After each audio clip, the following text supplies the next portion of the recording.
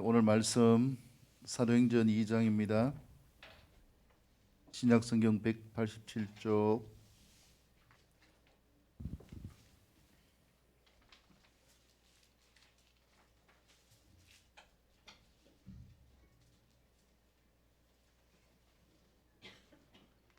사도행전 2장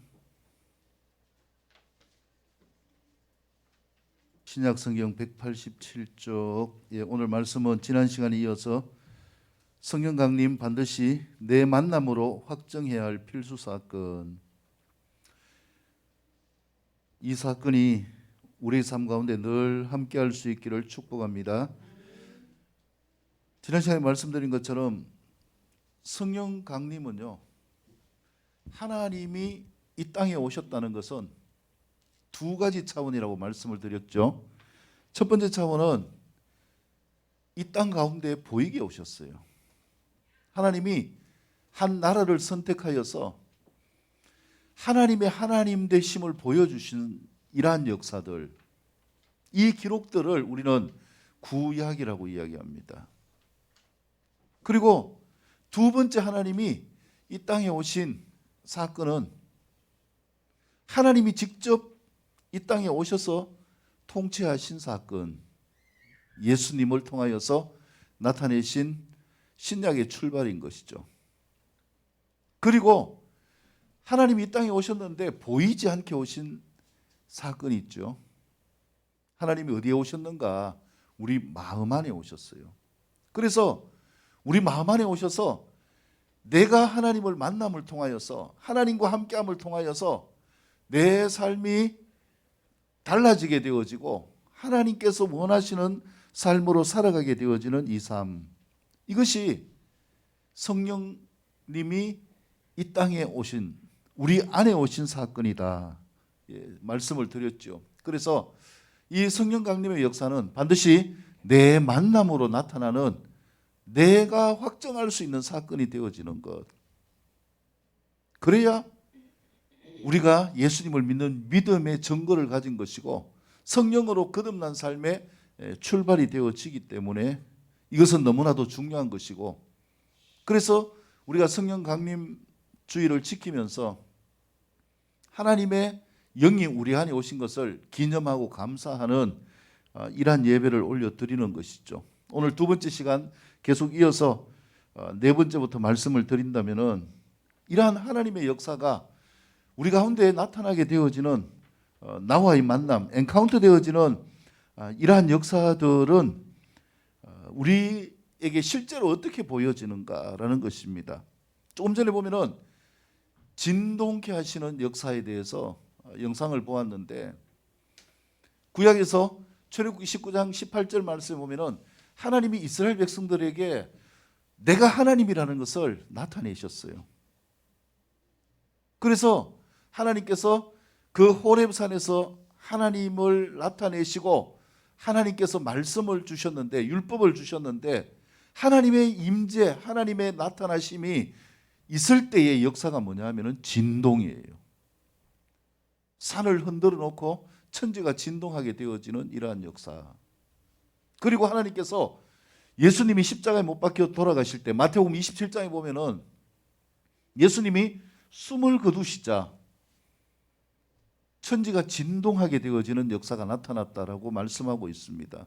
이 진동은요, 지금까지는 하나님을 만나기 위하여서 양을 잡아서 하나님께 속죄의 제물을 올려드리고 하나님께 나아갈 수 있게 되어졌는데, 예수님이 우리 죄를 위하여 십자가에 죽으시는 순간 이제는 하나님께서 직접 이 땅에 내려오시는 역사를 나타내신 사인이에요. 그래서 이 진동을 통하여서 성소와 지성소를 가로막고 있는 휘장이 둘로 갈라지게 되어지고, 이제는 우리가 더 이상 양을 잡을 필요가 없는 거예요. 어떻게 하나님을 만나게 되어지는가? 우리가 예수 그리스도를 믿는 믿음을 가지게 되어질 때에 하나님께서 우리 안에 오시는 이 역사를 이루신 것이고, 이 진동의 역사가 나타나게 되어지는 이러한 현장이 120명의 주님의 제자들이 모여서 저녁 기도하기에 힘쓰고 있을 때에 마가의 다락방에서 나타난 이러한 역사인 것이죠. 그래서 지난 시간에 말씀드린 것처럼 급하고 강한 아주 강한 태풍과 같은 휙 불어오는 이러한 소리 가운데서 거기에 있던 모든 사람들이 다 깜짝 놀랄 정도로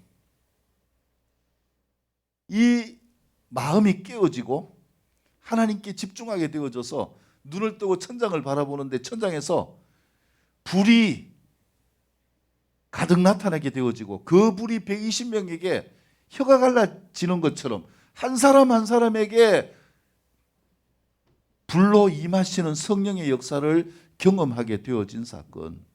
이게 성령 강림이 이루어진 사건이고 하나님의 진동이 심령 안에 임하게 되어지자 그대로 있을 수가 없는 거예요.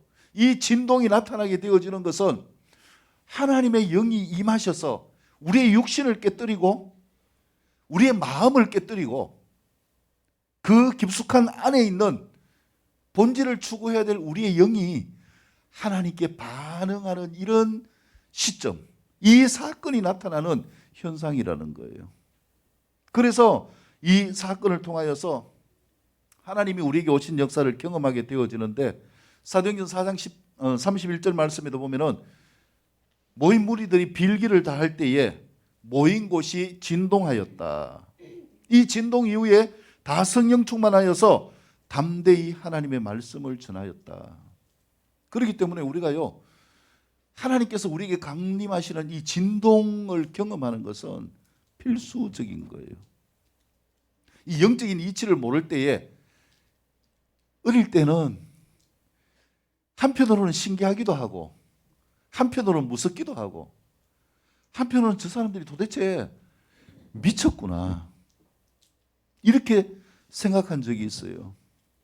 왜냐하면은 집회를 하는데 사람들이 앉아가지고 기도를 하는데 갑자기 사람들이 진동하는 거예요.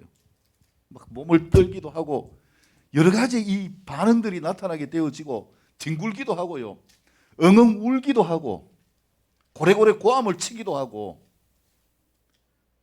그래서 어릴 때는 이 부흥 집회에 참석하는 게 무서웠어요. 왜 사람들이 저렇게 할까? 근데요, 하나님이 나에게 임하시는 이 역사는 그 진동을 통하여서 하나님이 임재하신다는 것을 나타낸 이 사인을 통하여서 우리가 하나님 앞에 겸손해져야 된다는 표시예요. 하나님밖에 없다라고 고백하면서 간절히 사모하는 마음의 절규예요. 그래서 기도하다 보면은 성령님이 임하게 되어지면은 진동하게 되어지죠. 그래서 이 역사들을 지난 시간에 말씀드린 것처럼 이 사도행전 2장 13절에서는 사람들이 볼 때 어떤 현상과 같았는가? 마치 술에 취한 것과 같았더라. 제정신이 아닌 이런 모습이 있죠. 많은 사람들이요, 신앙하면서 교회 와서 하나님을 찾고 예배하면서 여기에서 이런 모습을 보고 신앙을 떠나는 사람들이 많이 있어요. 저거는 제정신이 아니다, 미쳤다. 그래서 어떤 신앙을 찾는가? 아주 고매하게 그 가운데서는 무엇이 깨어지지 않는가? 내 심령이 깨어지지 않아요. 그래서 우리 삶 가운데 필요한 것은 뭐냐면은 하나님의 영이, 성령님이 우리 안 깊숙이 임하실 수 있는 이 진동이 필요한 거예요. 할렐루야. 그래서 우리가 기도할 때에 하나님의 역사가 나타나게 되어지는 이러한 은혜를 경험하게 되어지는데, 엔카운터를 경험하고 성령으로 거듭난 사람들은요, 반드시 이런 과정을 필수적으로 겪게 되어지는 거죠. 그런데 문제는 뭐냐 하면은요, 하나님이 함께 하시는 이 역사가요, 지금 나에게 있는가라는 거예요. 안타까운 것은 많은 사람들이 하나님을 만난 그 기쁨을 유지하지 못하고 더 발전하고 전진하지 못하고 어디로 돌아가는가? 다시금 옛날의 상태로 돌아가는 것. 그래서요, 더 이상 마음이 움직여지지 않아요. 말씀 앞에서도 움직여지지 않고, 기도하면서도 움직여지지 않고, 찬양하면서도 움직여지지 않고, 하나님의 임재가요 없다라는 거예요. 지금 하나님이 임하셔서 나타내시는 이 역사가 내 삶 가운데 없다라는 거예요. 하나님이 임하시면 그냥 점잖하게 앉아 있을 수 없어요. 술 취한 것처럼 행동했다, 제정신이 아니다 라고 하는 것처럼요, 그분의 임하심은 우리의 마음을 바꾸어 놓습니다. 우리의 육신을 깨뜨리고요, 우리 마음 안에 있는 이 내가 생각하는 지적인 것, 내 감정, 내 행동을 다 바꾸어 놓습니다. 요즘 보면은 뭐 트로트 같은 경연대회가 많은데요, 사람들이 음악을 들으면서 뭐 하느냐 하면은 눈물을 흘리고 절규를 해요. 이게 뭡니까? 그 음악이 그 마음을 진동시키는 것 아닙니까? 그 음악이 그 마음을 감동하여서 팬이 되게 하고 열렬하게 추종하게 만드는 거예요. 세상의 영향력의 진동도 사람의 마음을 뒤집어 놓는데, 하나님이 진동하시는 이 역사는요, 당연하게 우리의 마음을 진동시키고 뒤집어 놓는 거예요. 그래서 우리의 삶 가운데 내가 말씀을 들으며 찬양하며 기도하면서 이 마음의 떨림이, 마음의 울림이 없다면요, 회개해야 됩니다. 날마다 우리를 새롭게 하시는 주님을 다시 붙들어야 돼요. 예배는요, 점잖게 앉아가지고 점잖은 마음으로 드리는 게 아니에요. 초대교회 예배 예전을 보면요, 그들은 기뻐 뛰면서 하나님을 찬양하고 예배했어요. 지금 유대인들이 예배하는 것도 마찬가지예요. 그리고 제가 영상으로 보여드리기도 했지만은 여러 번 말씀드린 것처럼 이 이란이나 무슬림을 믿는 이 선교지에서 보면은 그들이 하나님을 예배하는데 앉아서 하지 않아요. 서서 예배합니다. 그러면서 뭐 하는가? 기뻐 뛰며 찬양합니다. 자기가 잡히면은 죽을 수도 있는 상황인데 그게 겁나지 않아요. 왜? 내 마음을 하나님이 진동하시기 때문에, 하나님의 이 은혜가 있기 때문에 그렇게 하나님을 찬양하고 하나님을 외치지 않을 수가 없습니다. 근데요, 그 삶 가운데에는 하나님의 능력이 함께 하셔요. 하나님의 평강이 함께 하셔요. 하나님의 기적이 함께 하십니다. 그래서 하나님이 지키시고 이끌어 주시는 거예요. 근데요, 진짜 하나님이 살아계시다고 하는 교회에서, 기독교에서는요, 이 진동함이 사라졌어요. 오히려 기도할 때 소리치고 기도하면은요, 사람들이 옆에서 시끄럽다고 잠잠하게 합니다. 요즘 코로나 시즌 가운데서는요, 더더욱 우리가 그렇게 할 수밖에 없어요. 조금만 떠들어도 옆에서 고발하기 때문에. 무엇을 막는가? 하나님의 임하심을 통하여서 우리의 마음이 진동하고 하나님이 내 안에 살아계심을 느끼고 경험하는 이 삶을 사단이 막아버리는 거예요. 그래서요, 이러한 믿음의 역사가 실패의 역사로 돌아간 중세 시대를 보면 잘 알 수 있습니다. 종교개혁을 하기 전에 캐톨릭의 모습이 그랬어요. 처음에는 주님의 제자들이 얼마나 하나님을 예배할 때에 기뻐 뛰며 찬양하고 예배했습니까? 근데 로마의 국교가 되고 난 다음에 예배의 폼이 바뀌었어요. 아주 거룩하게 바뀌었어요. 그냥 신음소리도 내기에 두려울 정도로 고요한 가운데서요, 진솔하게 드리는 예배, 진짜 주님과 교통하게 되어지는 그 예배 가운데요, 깊이 들어가면은 엘리야가 경험한 것처럼 불 가운데가 아니라, 바람 가운데가 아니라, 진동하는 가운데가 아니라 그 너머에 있는 세미하게 말씀하시고 임하시는 하나님의 은혜를 경험하는 거예요. 근데요, 여러분 잘 아셔야 돼요. 그것은요, 어디에 기초를 해야 되는가?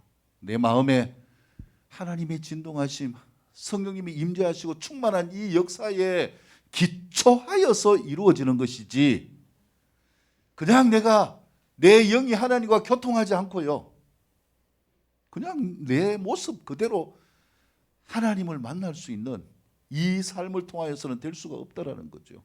그렇기 때문에 하나님의 진동하심이 나타나게 되어지면은요, 내 안에 하나님의 영이 임하시는 이 역사가, 이 통로가 확보되어지지 않고 교제가 되어지지 않는 삶은요, 찬송을 들어도 잠이 옵니다. 기도해도 잠이 옵니다. 말씀을 들어도 잠이 옵니다. 왜요? 하나님의 역사가 우리의 영을 만질 때에 회복되어지고 충만하게 되어지고 넘쳐 흐르게 되어지는 하나님의 은혜가 넘치는 삶이 되어지고 하나님의 권능이 나타나게 되어지고 하나님의 기적의 주인공이 되어지는데, 이 통로가 막혀있기 때문에 그렇습니다. 그래서요, 우리는 우리의 마음이 울려야 돼요. 할렐루야. 내 스스로 이 마음을 울려야 됩니다. 아멘 해가지고 울리겠습니까? 내 귀에, 내 머리에 이 소리가 쩌렁쩌렁 들리도록 이 진동의 역사가 나타나는 거예요. 그래서 우리에게 필요한 것은 뭐냐면은, 찬송을 통하여서도 하나님을 크게 외칠 때에 우리의 마음에 육신의 생각들, 세상의 생각, 걱정들, 여러 가지의 근심했던 것들이 깨뜨려집니다. 우리가 간절히 소리치고 기도할 때에 내가 가지고 있었던 모든 세상의 한계들이 깨뜨려집니다. 말씀을 듣고 크게 아멘 할 때에 내 마음속에 있는 모든 근심, 걱정, 세상의 염려들이 다 사라지게 되어져요. 그래서 우리에게 필요한 것은 예배는 축제가 되어져야 되는 거예요. 축제를 하는데요, 그냥 조용하게 합니까? 축제는 그게 아니에요. 축제는 기뻐 떠들고 외치고. 그래서 우리가 주님께 집중하여서 주님을 만날 수 있는 이 사건, 지난 시간에 말씀드린 기억나죠? 이 사건을 위하여서 하나님은 우리에게 무엇을 선물로 주셨는가? 성령님이 임하시면서 성령님의 역사가 나타나는 것들을 선물로 주셨는데, 은사라고 이야기하죠. 성령의 은사. 그 가운데 주신 것이 무엇입니까? 그게 모인 사람들이 알 수 있도록 언어를 통하여 주셨어요. 하늘의 언어를 하게 하셨어요. 그 당시에는 외국말이죠. 자기가 가본 적도 없는 나라의 말을 통하여서 그 나라 사람들이 하나님의 큰일을 알 수 있도록 말을 하게 하셨는데, 그 큰일이 뭔가? 결국은 하나님이 이 땅에 오신 것, 예수님이 구원자 되신 것을 증거하는 내용들이 있죠. 그래서 우리의 삶 가운데, 우리의 마음 가운데 현재적으로 주님을 내가 만나는 이 삶이 회복될 수 있기를 축복합니다. 사단은요, 자꾸 흔들어 놓아요. 무엇으로 흔들어 놓는가? 세상의 바쁨으로 흔들어 놓습니다. 세상의 근심으로 흔들어 놓습니다. 코로나와 같은 건강의 염려로 흔들어 놓습니다. 여러 가지의 것들을 가지고 우리를 흔들어서 우리가 뭐 하지 못하게 하는가? 우리의 마음이, 우리의 심령이, 우리의 영혼이 하나님께 반응하지 못하도록 만들어버려요. 그러니까 뭐가 있습니까? 예배는 있어요. 열심히 예배하죠. 근데 그것은요, 하나님과 내가 만나는 축제의 장이 아니라, 아까 영상에서 이야기한 것처럼 한 프로그램에 참여하는 데 불과한 것. 여러분, 우리가 이 성령 강림 주의를 통하여서 우리의 마음이 주님 안에서 회복되어질 수 있기를 축복합니다. 그래서 필요한 진동이 어디에 있어야 되는가? 우리 마음 안에 있어야 돼요. 여러분, 세상 것 가지고 이 파도처럼 넘쳐오는 이러한 여러 가지의 것들 가운데서요, 이길 자신이 있습니까? 무엇으로 이기나요? 하나님의 진동하심이에요. 하나님의 역사가 다시 있어야 돼요. 거룩하고 고매한 것, 그것은 성경이 말씀하는 신앙이 아니에요. 성경을 보세요. 어떻게 이야기하고 있습니까? 거룩한 자들은 하나님의 영에 취하여서 기쁨으로 충만한 자들입니다. 주님의 성품을 닮아가서 주님처럼 완성되어져 가는 자들입니다. 주님의 능력을 세상에 나타나면서 세상을 어지럽힌다라고 이렇게 이야기합니다. 세상이 감당하지 못할 자라고 이렇게 이야기를 하고 있어요. 그래서 제가 지난 시간에도 성령님이 임한 것이 아니라 악령이 임한 통로를 이야기를 했어요. 요즘 제가 이렇게 유튜브를 보니까요, 탤런트를 하다가 신내림을 받고 이 무속 생활을 하는 그 사람이 있어요. 이 사람이 대히트를 치고 있어요. 히트를. 그 마음 가운데 악령이 임하게 되어지니까 세상 사람들이 볼 때 용하다고 이야기하는 거예요. 그래서 많은 사람들이, 특히 연예인들이 찾아가서 점을 치고 하는데, 악령이 임하는 역사, 그 가운데서 나타나는 그런 능력을 보고 사람들이 따라가는 것, 얼마나 안타까워요. 초대교회를 보세요.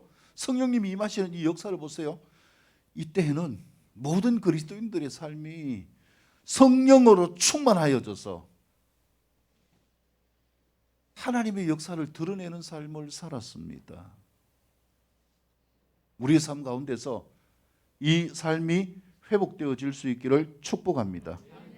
그래서 하나님이 함께 하시는 이 역사, 내 마음 안에 예배하러 나올 때 떨림이 있고요, 기도하려고 할 때 사모하고 하나님이 어떻게 임하실지 찬송할 때 기쁨이 있고,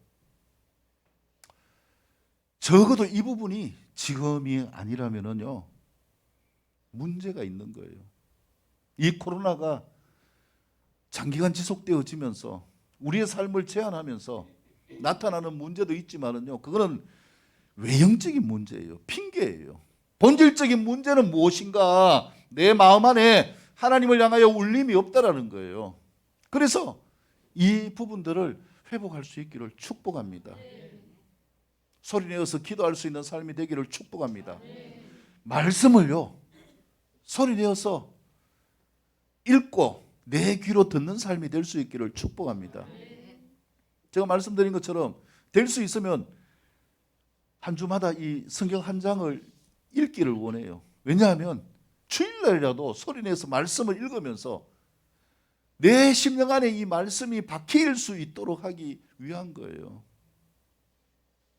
찬송, 요즘 찬송 듣기가 쉽지 않습니다. 트로트가 지배해 버렸어요. 이러한 환경이 문제가 아니라 중요한 것은 우리의 마음입니다. 우리가 주님을 향하여 마음을 열면 그분은 즉시 우리 가운데 임하십니다. 우리의 마음을 진동하십니다. 그래서 우리가 하나님과 함께하는 삶을 살 수 있게 해주시는데, 자, 오늘 네 번째부터 시작하여서 말씀을 드리도록 하겠습니다. 성경을 통해서 말씀하신 이러한 성령님이 강림하시고 나타나는 큰 일이 어떤 것인가? 자, 오늘 말씀을 통해서 세 가지로 살펴보면서 마무리하도록 하겠습니다. 22절에서 33절까지의 말씀입니다. 22절에서 33절, 다 같이 일어나셔서 22절에서 33절까지의 말씀을 같이 읽겠습니다. 시작.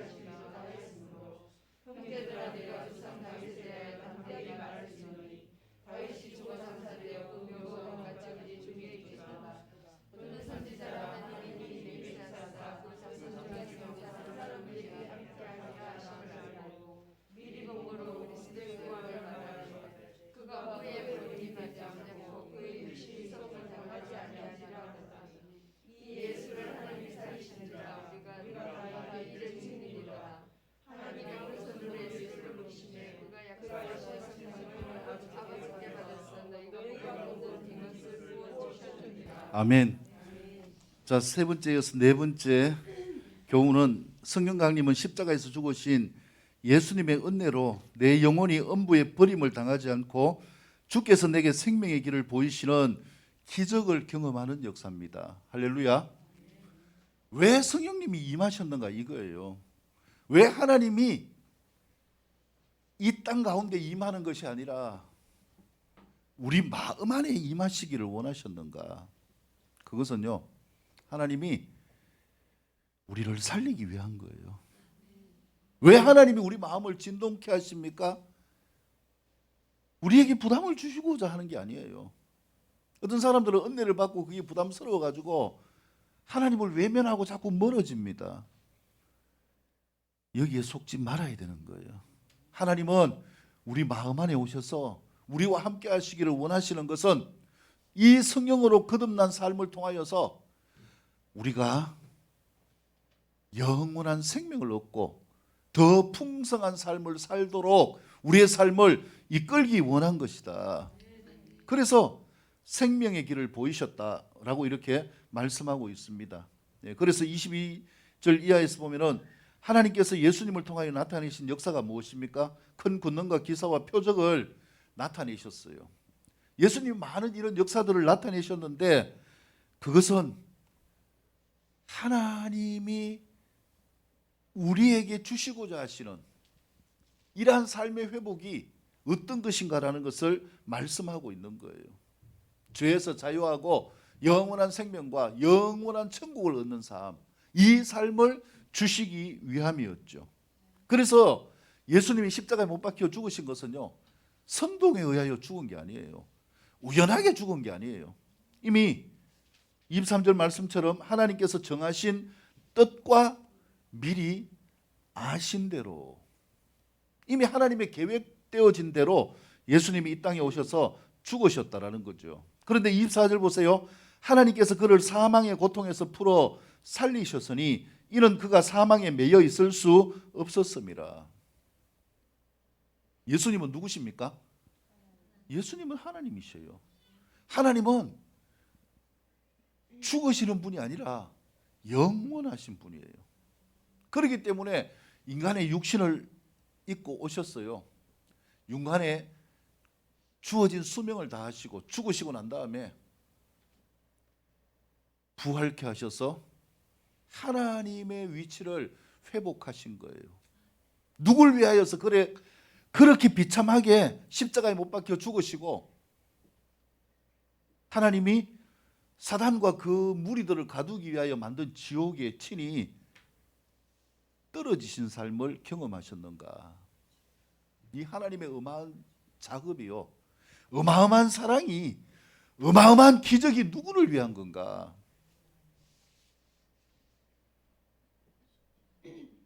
하나님의 임재를 경험한 자들은 다 고백해요.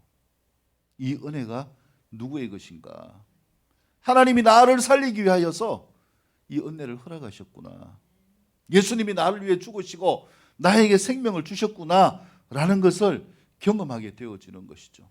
그래서 25절 이하에서 보면은 다윗이 예수님을 가르쳐 말씀하고 있는 게 무엇입니까? 내가 항상 내 앞에 계신 주를 배웠으며.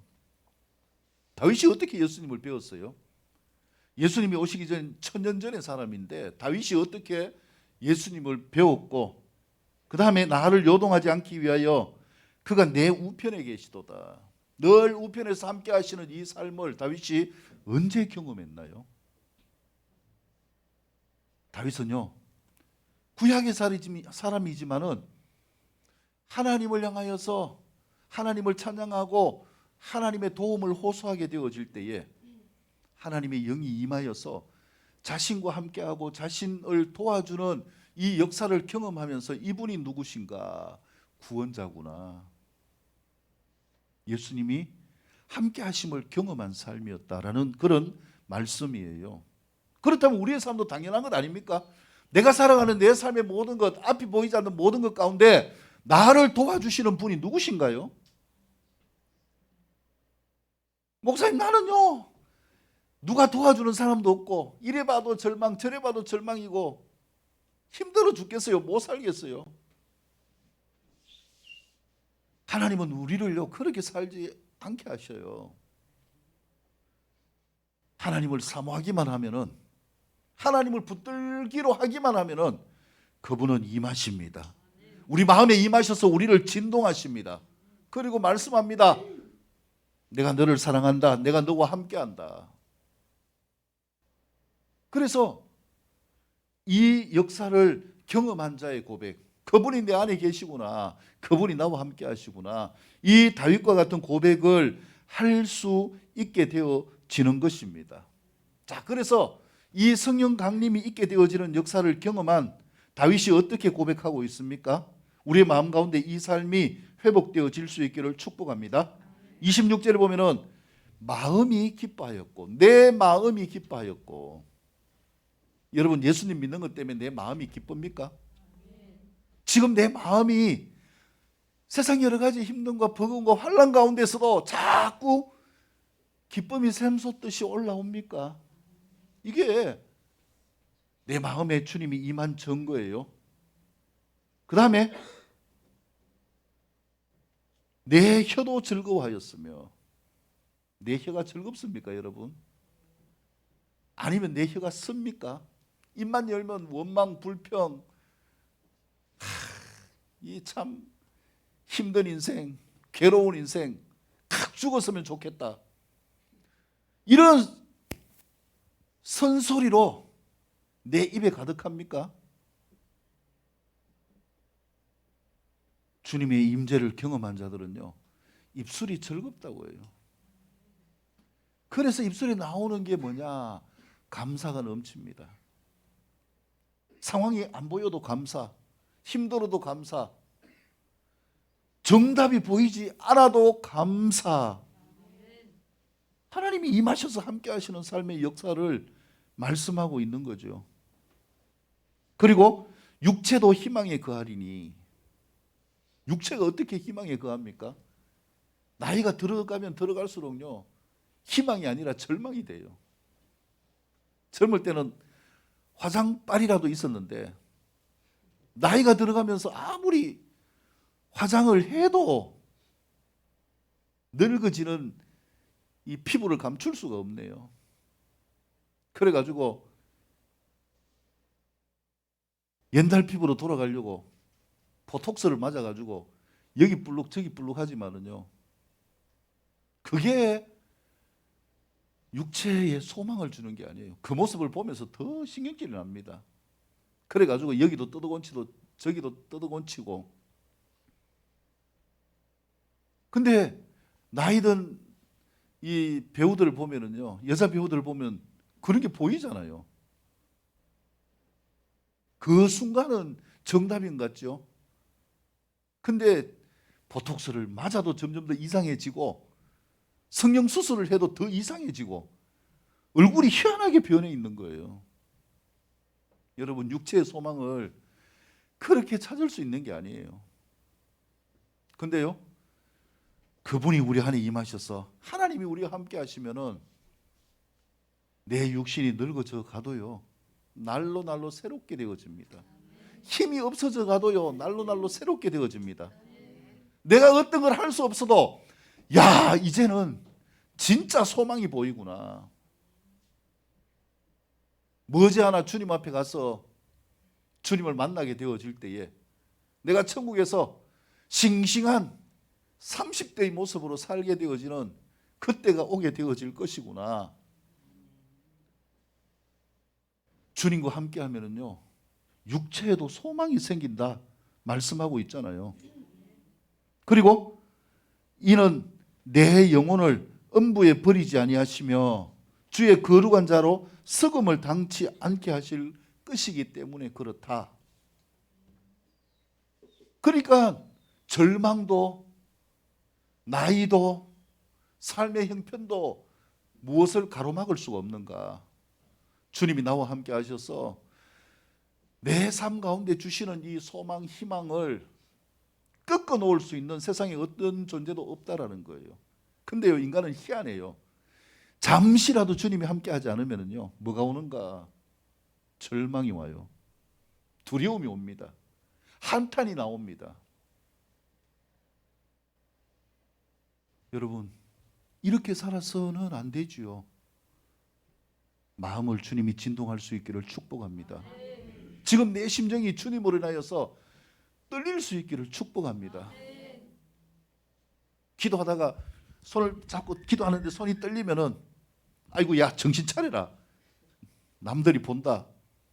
그렇게 부끄러워할 거 아니에요. 하나님의 임재의 역사는요, 우리의 연약함을 깨뜨리고 그것들을 심판하는 소멸시키는 영의 역사로 나타나고 우리와 함께 하시는 이 생명의 역사로 나타나게 되어지는 과정 가운데서 이런 역사는 필수적입니다. 그래서요, 이 은혜로 충만하게 되어지는 것, 성령 충만이라고 하잖아요. 성령 충만한 삶은요, 진동이 없어도 강력합니다. 그냥 평온한 것 같지만은요, 한마디에 선포가 천지를 울려요. 한마디의 기도가 하나님의 심정을 울립니다. 한마디의 찬송이 하늘 보좌를 떠들썩하게 만듭니다. 이 내 안에 주님이 살아계신 이 역사로 충만할 수 있기를 축복합니다. 그래서 다윗은 이것을 생명의 길을 내게 보이셨다라고 28절에서 말씀하고 있죠. 그래서 주 앞에서 내게 무엇이 충만하여서? 기쁨이 충만하여서. 옆에 분 축복합니다. 기뻐합시다. 기뻐합시다. 할렐루야. 아멘. 세상의 어떤 것을 생각하기만 하면요, 기쁨이 사라지잖아요. 얼마나 문제들이 많아요.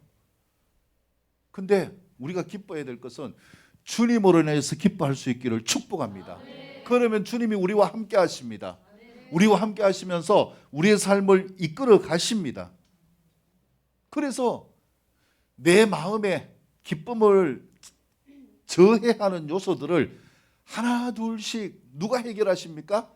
주님이 해결하십니다. 이게 하나님의 은혜예요. 할렐루야. 이 은혜가 우리에게 충만할 수 있기를 축복합니다. 예, 그래서 29절에 보면은 형제들아 내가 조상 다윗에 대하여 담대하게 말할 수 있노니 다윗이 죽어 장사되어 그 묘가 오늘까지 우리 중에 있도다. 무엇입니까? 이 다윗의 이 증거는 실제라는 거죠. 역사적인 실제적인 사건이다 라고 이렇게 이야기를 하고 있는 것입니다. 그래서 31절 미리 본 거로 그리스도의 부활을 말하였다. 그가 음부에 버림이 되지 않고 그의 육신이 썩음을 당하지 아니하리라 하더라. 이 예수를 하나님이 살리셨다. 우리가 다 이 일의 증인이다. 다윗이 그랬던 것처럼 우리도 예수님이 죽으셨다가 살아난 것을 보지 않았느냐. 그리고 이제 우리에게 하나님의 영이 임하였다. 불의 혀같이 갈라지는 성령님을 통하여서 우리 마음 곁에 임하여서 우리 마음이 진동하고 사람들이 볼 때 술 취한 것 같은 이런 역사가 나타난 것이 아니냐. 이 모든 것은 예수님이 하신 것이다. 이걸 증거하는 것이죠. 여러분, 우리가 왜 예수님을 믿어요?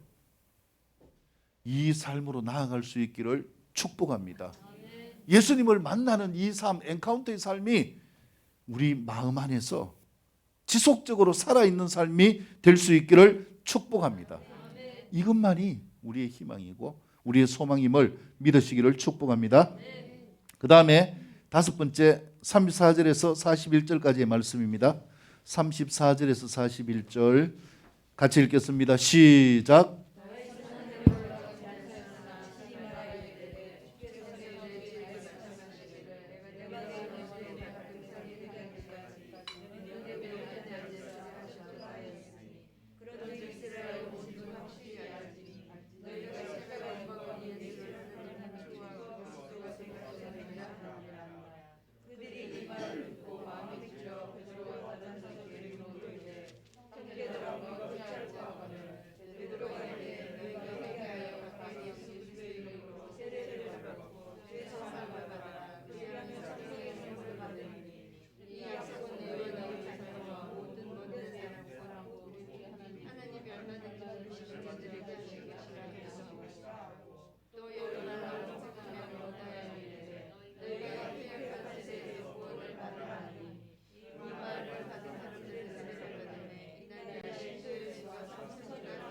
아멘.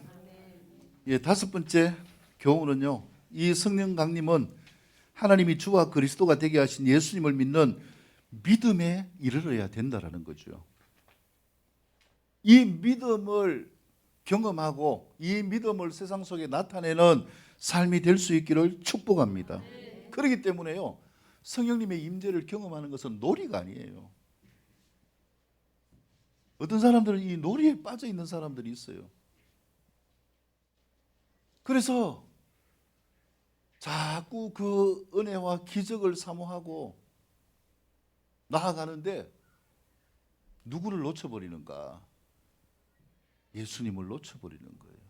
성령님이 임하신 역사는 예수 그리스도를 통하여서 우리가 구원받는 역사, 이것을 이 땅 가운데 확정하는 역사예요. 할렐루야. 그래서 우리가 결국은 이 믿음의 표시로 나타내는 삶, 내 입술을 통하여서 예수님을 그리스도라고 고백한 이 사실을 내가 경험하고 진짜 고백하는 것, 로마서 10장 9절 10절 말씀을 우리의 삶을 통하여서 이루어 가는 것입니다. 그래서 34절 이하에서 말씀 보면은 36절까지 보면은 결국은 하나님이 예수님을 주와 그리스도가 되게 하셨다. 예수님을 믿어야 살 수 있다. 이 땅 가운데 사는 자들은 예수님을 믿어야 구원받을 수 있다. 예수님을 믿어야 생명을 얻을 수 있다. 예수님을 믿어야 형통할 수 있다. 이것을 말씀하고 있는 거예요. 근데 베드로가 설교할 때 듣는 사람들이 마음이 찔렸어요. 왜 찔렸습니까? 그들이 예수님을 십자가에 못 박아 죽였거든요. 여러분, 우리 마음 가운데요, 말씀을 들을 때에 아이고 나는 그렇게 못 사는데 아이고 부끄러워라, 아이고 미안해라, 아이고 죄송해라, 이 말씀이 내 마음을 쿡쿡 찔러 온다면은 그게 은혜임을 믿으시기를 축복합니다. 하나님이 내 마음을 뭐 하는 역사입니까? 진동케 하는 역사예요. 할렐루야. 이 진동 가운데 어떻게 반응을 해야 되는가, 이걸 37절에서 말씀하고 있죠. 그들이 이 말을 듣고 마음에 찔려 베드로와 다른 사도에게 물어 이르되 형제들아 우리가 어찌할꼬. 이 태도가 필요하죠. 도대체 내 마음이 찔리는데, 그 말씀이 내 마음을 진동케 하는데 내가 도대체 어떻게 해야 되는가. 거기에 모인 사람들이 이렇게 이야기하는 거예요. 이것이 은혜입니다. 그래서 우리는요, 말씀을 들어야 돼요. 내 마음을 찔러오는 말씀이 있다면은 들음을 넘어서 그 말씀을 내가 붙잡아야 돼요. 내 말씀으로. 할렐루야. 그런데 많은 사람들이 어떻게 합니까? 나에게 좋은 말씀은요, 아멘 듣고 찔러오면 뭐합니까? 그 말씀이 부담스러우니까 피해버려요. 하나님의 임재를 회복할 수 있는 기회를 놓쳐버리는 거예요. 그런데 지금 이 역사 가운데서는요, 그들이 우리가 어찌해야 될꼬 이렇게 하나님을 붙드는 삶으로 나아갔다라는 것, 이것이 은혜입니다. 그러자 38절에서 베드로가 이야기하죠. 너희가 각각 뭐라고요? 회개하여 각각 예수 그리스도 이름으로 세례를 받고 죄 사함을 받으라. 그리하면 성령의 선물을 받으니. 할렐루야. 이게 하나님이 주신 약속이라는 거예요. 예수님을 믿는 믿음으로 산다면은 반드시 이 절차를 경험해야 된다는 거죠. 너희가 회개하라. 그리고 예수 그리스도 이름으로 세례를 받고 죄 사함을 받아라. 그리고 성령을 선물로 받아라. 성령님이 임재하시는 절차를 말씀하고 있는 거예요. 하나님이 우리의 마음을 왜 진동합니까? 왜 찔리게 합니까? 그걸 듣고 회피하거나 내 마음에 악감정을 가지는 게 아니죠. 그 말씀을 듣고 뭐 하는 것입니까? 내 마음을 돌이키는 회개의 은혜가 필요한 것입니다. 회개하고 예수님의 이름으로 세례를 받아야 되는 거죠. 물세례와 성령 세례를 경험하게 되어지고 죄 사함을 받게 되어지면 그 다음에 성령님이 우리에게 주신 선물을 경험하고 하나님의 능력으로 살 수 있는 삶이 되어지기 때문에 그렇습니다. 그래서 성령님의 임하심은요, 예수님을 믿는 자들에게 필수입니다. 39절 이 말씀의 약속은 너희뿐만 아니라 모든 먼데 사람 곧 주 우리 하나님이 얼마든지 부르시는 자들에게 하신 것이다. 그렇기 때문에 이 말씀은 그 시대의 사람들뿐만 아니라 우리에게도 적용되는 누구의 말씀이 되어져야 되는 것인가? 나의 말씀이 될 수 있기를 축복합니다. 그래서 이 말로 구원하면서 너희가 이 패역한 세대에서 구원을 받으라 라고 베드로가 설교를 하는데, 그 말을 받은 사람은 세례를 받음에 이날의 신도의 수가 3,000이나 더하더라. 하나님께 돌아오는 이 은혜의 역사가 있게 되어지는 역사, 이 역사가 나의 역사가 될 수 있기를 축복합니다. 그 말을 받은 사람이 될 수 있기를 축복합니다. 옆에 분 축복합니다. 나에게 주어지는 말씀이 좋든 싫든 하나님이 주시는 말씀, 내 마음을 진동케 하시는 말씀을 받는 축복의 삶이 됩시다. 할렐루야. 이것이 축복임을 믿으시기를 바랍니다. 마지막으로 여섯 번째 42절에서 47절 말씀을 같이 읽겠습니다. 42절에서 47절입니다. 시작.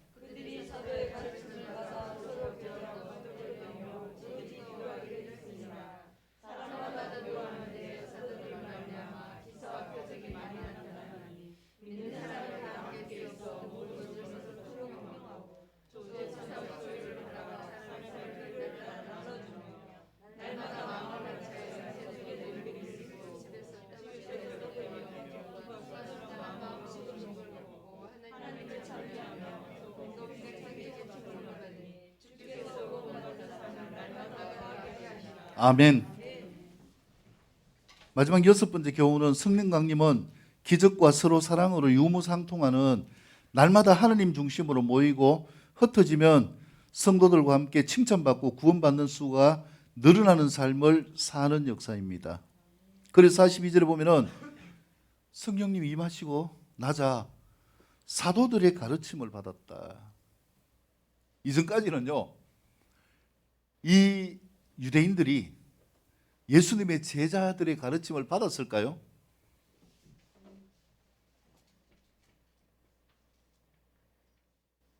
이 제자들이 어디 출신들입니까? 갈릴리 출신이에요. 이방인 땅, 혼혈 쪽의 땅, 저주받은 땅, 개처럼 취급하는 그 땅에서, 그것도 비린내 나는 업으로 사던 사람들이 중심이 되어졌잖아요. 베드로도 어부였고요.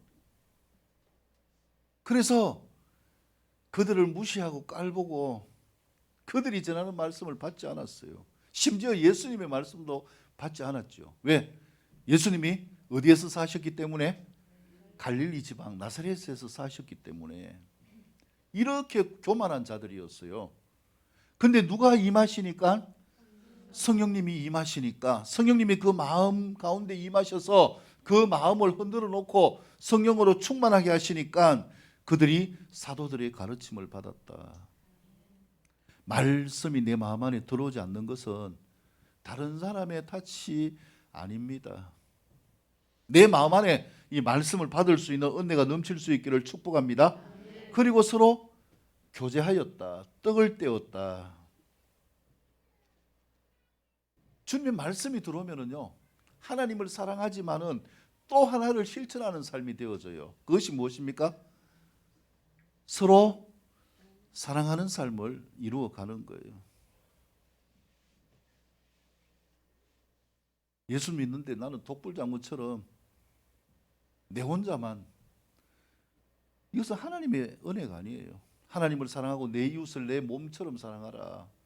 그래서 이 서로 교제하고 떡을 떼며 함께 하나님 안에서 예배하는 이 삶이 당연하게 되어지는 삶으로 나아가게 되어졌다라는 것이죠. 그리고 그 교제의 중심이 무엇입니까? 오로지 무엇하기에 힘썼다? 기도하기를 힘썼다. 성령님이 임하니까 말씀을 받고 서로 교제하고 왜 기도해야 돼요? 그 기도를 통하여서 지속적으로 하나님과 뭐합니까? 교제하는 삶. 그래서 은혜는요, 옛날 은혜가 중요하지 않습니다. 저도 어릴 때 집회 때 이래 보면은 부흥 강사들이 막 엄청난 간증을 하잖아요. 진짜 대단하다, 대단하다. 은혜가 되고 은혜가 되었어요. 저도 여러 많은 은혜를 경험했어요. 근데요, 제가 지나온 과정을 보면서 그것은 자랑을 위한 것이 아니라 하나님이 나를 살리려고 임재하셔서 나를 흔들어 놓고 회개하고 새롭게 하기 위하여 주신 이러한 은혜예요. 그것을 간증하는 이유는 하나님을 나타내는 것이지 우리를 나타내는 수단이 아니라는 거죠. 그리고 옛날 걸 가지고 자꾸 이야기하는 그것도 은혜가 아닙니다. 옛날의 신앙이 어땠던 것, 그것은 중요하지 않아요. 중요한 것은 언제입니까? 지금이에요. 지금 내 모습이 어떤가, 지금 내 마음에 하나님의 떨림이 있는가, 진동이 있는가, 성령 충만한가, 하나님의 기적이 있는가, 내가 말씀을 받고 말씀을 따라 살고 서로 교제하면서 하나님께 기도하는 삶으로 나아가고 있는가. 이 삶을 통하여서 43절에 보세요. 사람들이 뭐하게 되어진다고요? 두려워합니다. 요즘 세상 사람들이 크리스찬들을 두려워합니까? 오히려 누구 취급합니까? 예수님과 함께 했던 갈릴리 사람들처럼 취급하는 거예요. 그러면 정답이 나오잖아요. 우리가 갈릴리 사람 취급받는 것이 아니라 갈릴리 사람인 베드로와 제자들은 지금 세상의 중심에 서 있어요. 모든 사람들이 그들의 말을 듣고 우리가 어떻게 해야 되느냐, 그들의 말에 귀를 기울여요. 이 비결이 무엇인가? 42절 말씀을 회복할 수 있기를 축복합니다. 사도의 가르침을 받아 서로 교제하고 떡을 떼며 오로지 기도하기에 힘쓰니라. 이 은혜가 회복되어질 수 있기를 축복합니다. 그러면 사람들이 두려워합니다. 사람들이 존경하고 인정합니다. 어떻게 살아야 될지 모를 때에 그 사람의 말을 듣게 되어집니다. 왜? 주님이 우리를 세상의 빛으로 삼으셨기 때문에, 그 사람에게 빛이 보이기 때문에 그 삶을 살게 되어지는 것이죠. 그리고 두려워하는 또 이유가 무엇입니까? 사도들로 말미암아 뭐가 나타난다? 기사와 표적이 많이 나타나니. 심지어 설교를 들으면요, 요즘 시대에 기적과 표적은 없습니다. 그거는 다 잘못된 것입니다. 이단입니다. 이렇게 설교하는 걸 제가 들으면은, 유튜브 듣다가 보면은 마음이 찢어져요. 하나님의 은혜의 역사가 어디에 종결이 됐어요?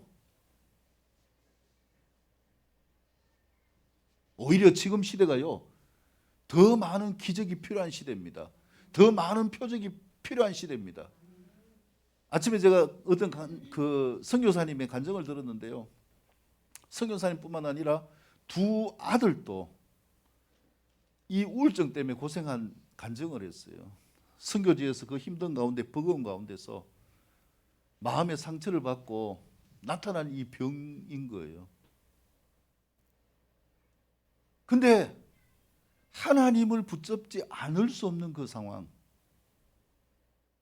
그래서 하나님을 붙들고 나아가는 이 삶의 기적, 여러분 이게 아니면은요, 그 선교사님이 어떻게 살아요? 그걸 우리의 시각으로 보면은요, 우리가 일상적인 힘든 가운데서 무엇으로 위로받고 삽니까? 세상 사람들은요, 요즘 신나 있는 게 있어요. 트로트 들으면서 마음에 위로받잖아요. 영을 울리지 않지만 뭐는 울립니까? 혼은 울리잖아요. 마음은 울리잖아요. 근데 우리가 예수 믿는다고 하면서 무엇으로 위로를 받나요?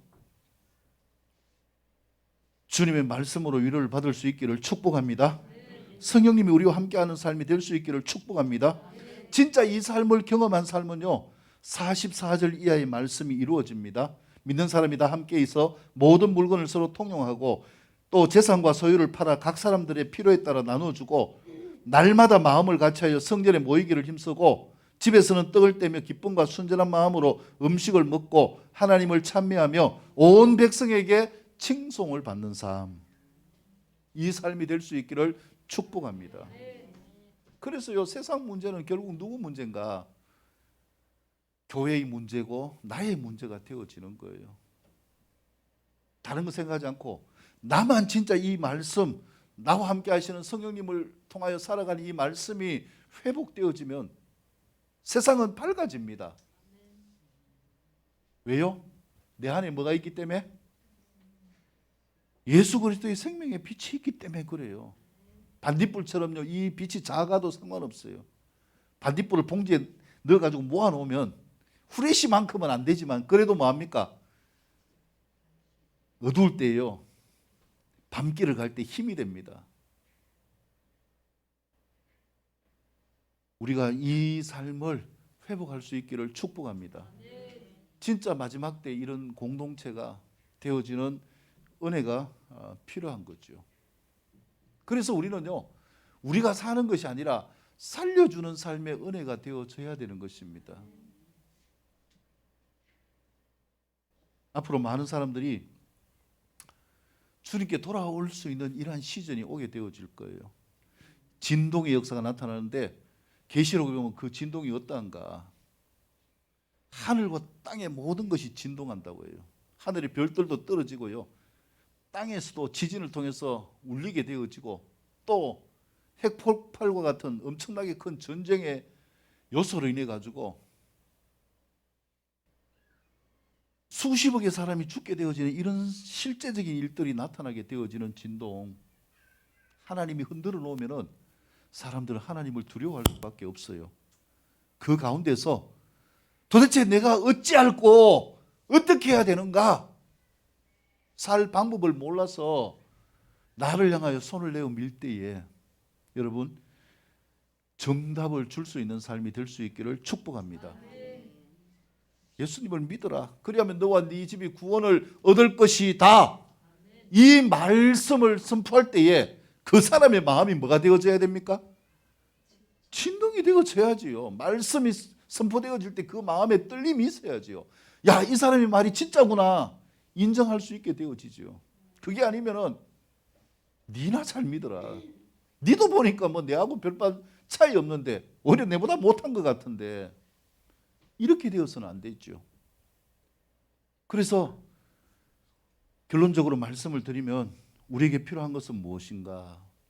결국 지금 내 안에 나와 함께 하시는 하나님이 나에게 임하셔서 나와 더불어 내 삶을 꾸려가는 삶, 이 삶이 회복될 수 있기를 축복합니다.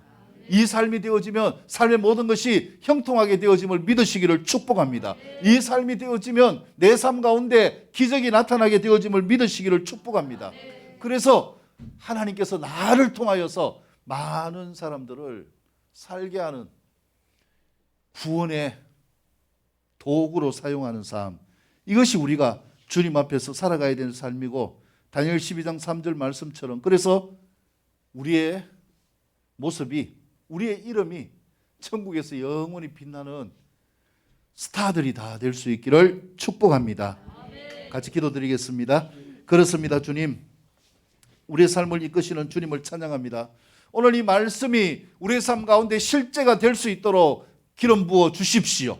하나님 함께 하시고 인도하여 주셔서 말씀이 우리의 마음을 진동하게 하시며 우리의 마음을 새롭게 하시며 하나님의 역사가 임하여서 내가 살아가는 삶의 모든 것들이 하나님과 함께하는 승리의 삶이 되게 도와주십시오. 내 삶 가운데 기적과 표적이 나타나게 하시고 세상 사람들이 존귀 인정하는 삶이 되게 하시며 우리를 향하여서 도대체 내가 어떻게 살아야 될꼬 할 때에 주 예수를 믿어라. 그리하면 너와 내 집이 구원을 얻을 것이다.